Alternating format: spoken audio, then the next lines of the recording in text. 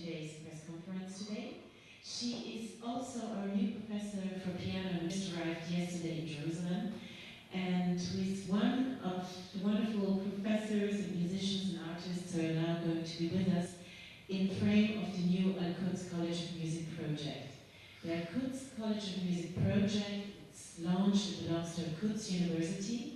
It's our newest project in the field of arts, and we want to, gather with our Palestinian partners and international partners, build up a college of music where Palestinian performers can get a bachelor's degree in performance and composition, become teachers, and we hope that there'll be also very active exchange with our partner universities abroad.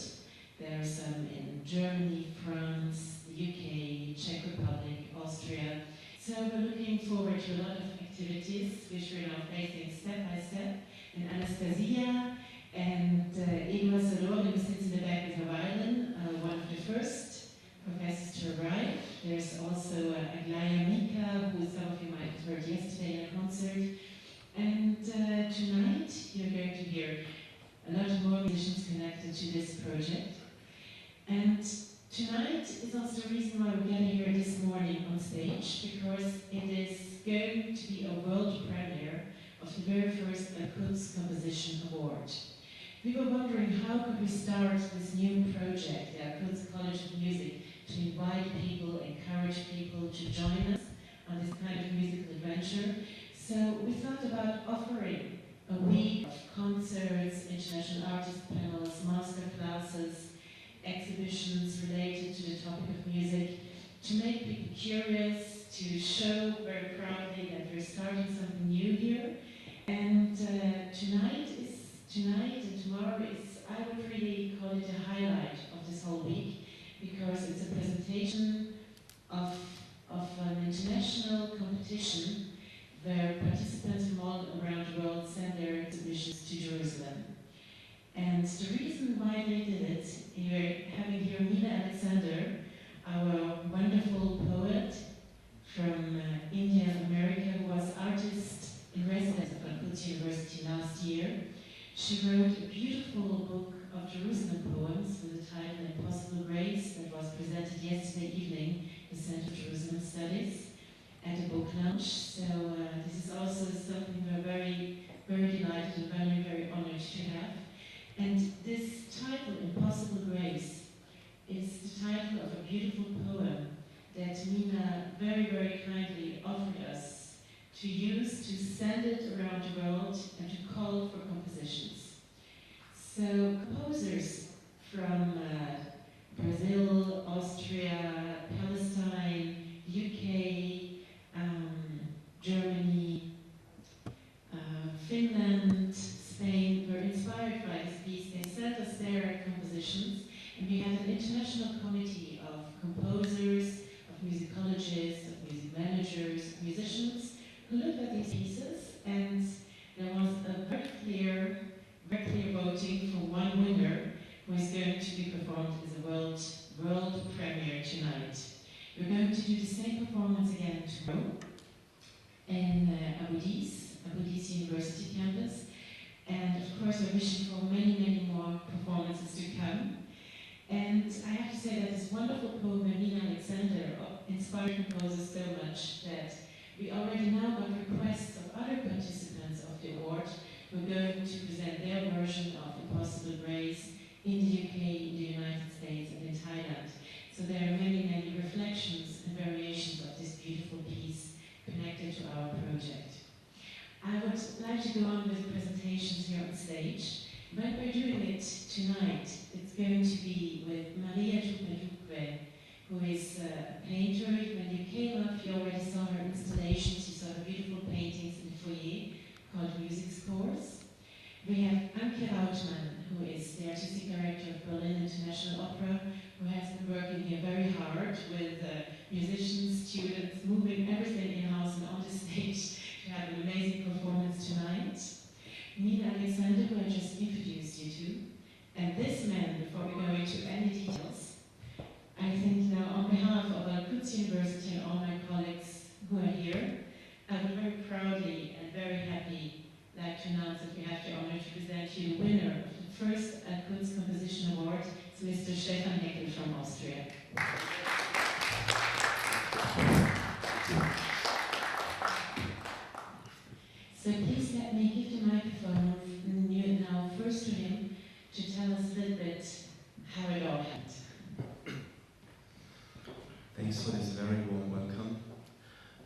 really happy to be here. My affiliation with Jerusalem is a long-standing one. It's not the first time I'm here.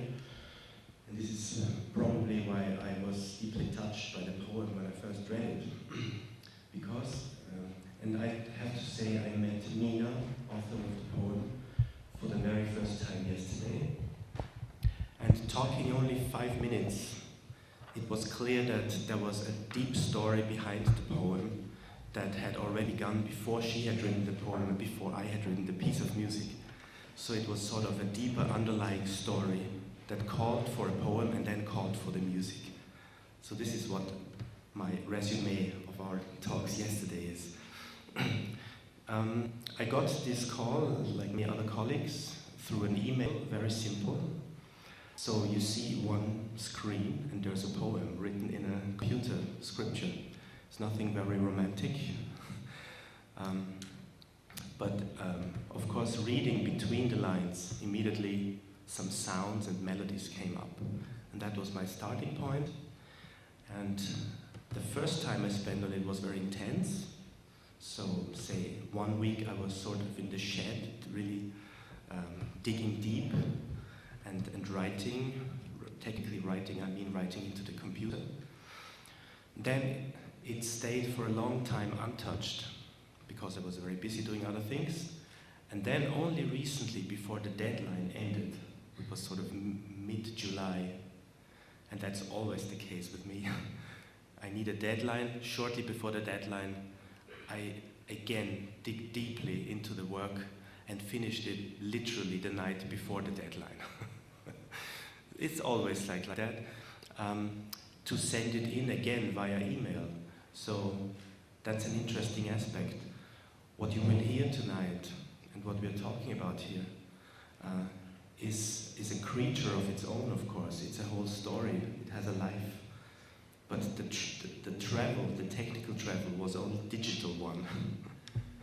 I think for me that's a nice aspect, that the digital world that we are all using has, of course, a live appearance if we want to. So that's sort of a reconciliation.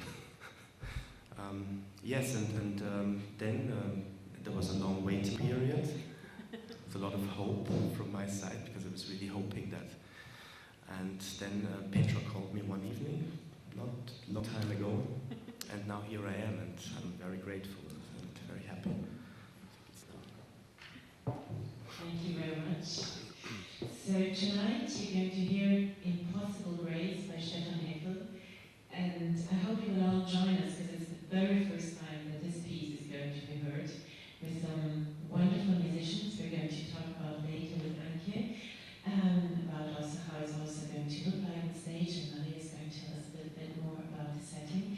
First, I would like to hand over to Nina Alexander, who has been the inspiration of it all, and we're very curious to hear how you feel at this moment. Thank you, Petra. Well, I'm really very deeply touched that my poem has found this other life. It's not something that I expected at all, and I'm really honored and delighted. I wrote it in the Indian hospice where I was staying near Herod's Gate, inside Herod's Gate. And it was a room cut out of the rock next to where Baba Farid had come in the 13th century to meditate. So it was a room that had its own special grace, if you wish, aura. It was cold, though, inside, because it was made of rock. And I was poet in residence at Al-Quds last year, so I had the morning time. I said to everybody, I write in the morning, so I have to have all my mornings free. So it's true, I write in the morning. But actually, this poem was very unusual for me because I wrote it late at night. I couldn't sleep. And actually, I was just telling Sari yesterday, just remembered that I had just seen in Al-Quds campus the museum for political prisoners, and I couldn't sleep. And somehow I heard some music. It's true, I heard some music in my head, but I can't, I'm not a musician of any sort at all, but very often my poems, I was just telling Stefan, they start as a rhythm. It comes from a place where there are no words, and even I feel I am translating into a language, into a script. And I was really, I've always been haunted by gates, you know, what it means to be allowed entry or to be barred entry. But for me, it's also, if you wish, a love poem. I mean, that is a poem of tenderness. And, you know, I think this is what we were saying, that in fact, both of us in some way feel as outsiders, as visitors who've been coming for centuries to Jerusalem, that we are touching something very deep that is beyond us in a way. And so I wrote it fairly quickly, and after I wrote it, I had this very strange feeling that the poem didn't belong to me. I mean, it's a very odd feeling. And I was saying yesterday, it's like you gave birth to a child and the child doesn't belong to you. What does this mean? You know, it was very strange. I didn't understand it. I read it to 3 or 4 friends of mine, and Huda, Petra, Sari, I think that was it actually. Oh, Nadira, Shalub Kevorkian, and that was it. Then I was taking part in PalFest, you know, the Palestine Literary Festival. And the last night we were to read in Silwan and in the Solidarity tent, but it had been tear-gassed. And so it was a group of international writers. So the people who were supposed to come were not able to come. So Adaf Swef said to me, Mina, you should read something. So I didn't bring anything, but I opened my notebook, and there was this poem. I mean, it just opened to this poem in my handwriting. And normally my handwriting is very bad, but it's a kind of mystical process for me when I do drafts. I keep changing. But I was able to read the poem, and Adaf did Arabic. I mean, just standing there in this tent where there was still tear gas, and I thought, you know, what an extraordinary place to read a poem in public for the first time. And now, of course, it is a kind of impossible grace that it has music. I mean, what I do think as a poet of music as the highest of the arts. I mean, I think poetry is always aspiring to the condition of music, so to have music is a wonderful, wonderful thing. So thank you. Thank you very much, Nina Alexander. So I would now like to hand over the microphone to Anke Rautmann, who is the stage director, not only of this piece, she was helping us to find movements, images for the whole evening that you're going to see tonight. And Anke comes to us from Germany, from Berlin International Opera, and I would also very much like to use this moment to thank, on behalf of Al-Quds University, the German Representative Office, and I'd like to welcome Ms. Claudia Busch, who is here, for their kind support, which made all our activities this week possible. Thank you very much. And we're looking forward not only to Anke's stage direction, to some wonderful musicians also came from Germany. We're going to hear Christian von Oldenburg, a wonderful bass baritone, who's going to be the voice of Impossible Grace, supported by a wonderful team of Palestinian and international musicians. So please, Anke, tell us a bit more about what we're going to see tonight.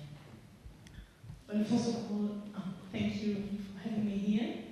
Thank you, Al-Quds College of Music.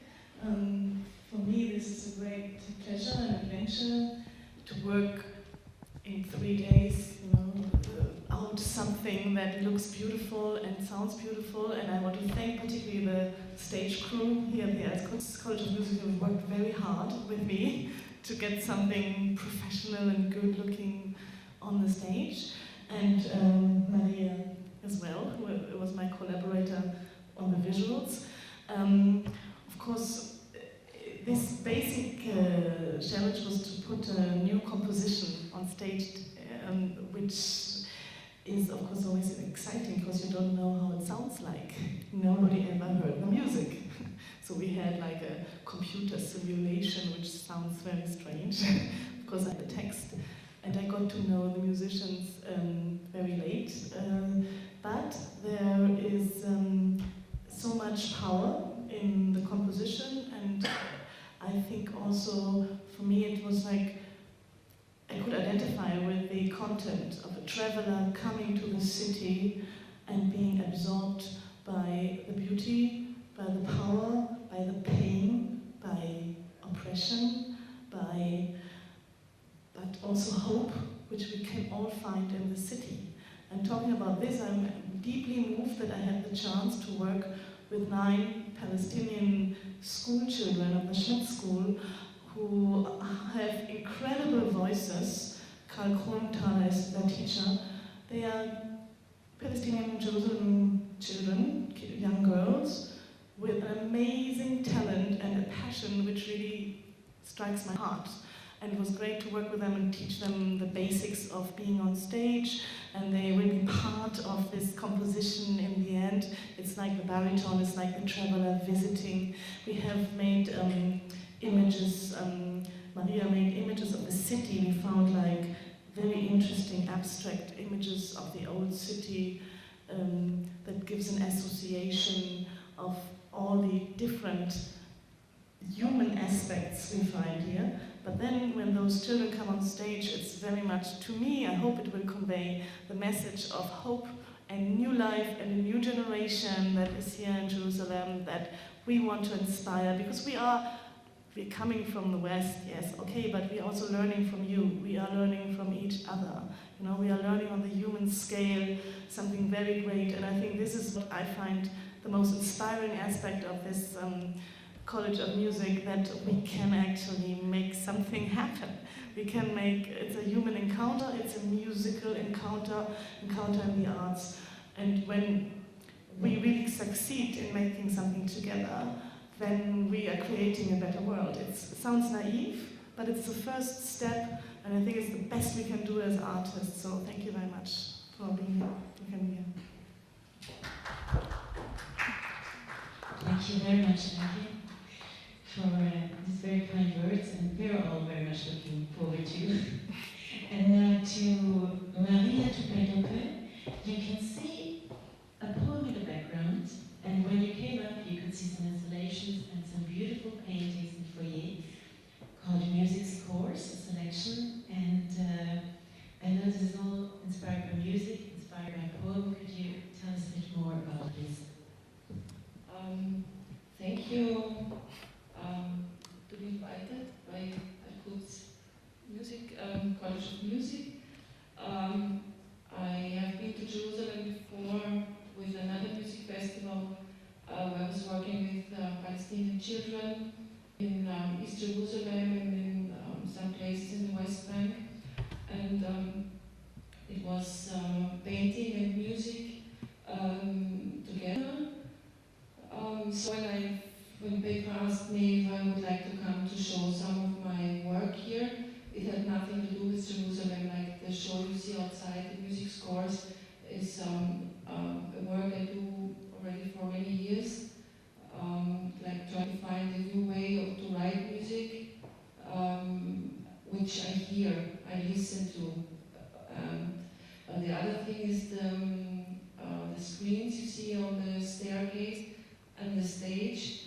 When Petra asked me if I could also do something for the stage, I just had read the text of Nina Alexander only one time, and I had, in the beginning, I had no real kind of image, and so I thought, okay, I let myself sort of drive and float in the moment I entered the city, and in the moment I saw the walls, it was clear for me what could I do for the stage here in connection with Stefan's music and Mina's words,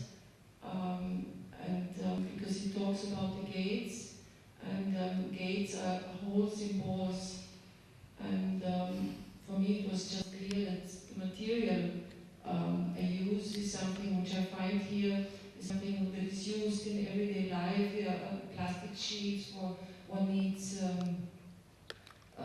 cover things. It's not something very complicated. is like the bubble wrap, which we use also for anything in daily life. But I built kind of walls, but the walls become transparent and movable because of the words, the story which is told through the poetry of Mina Alexander, and especially the music. So, I mean, this is basically the story of my work for the stage and for the house.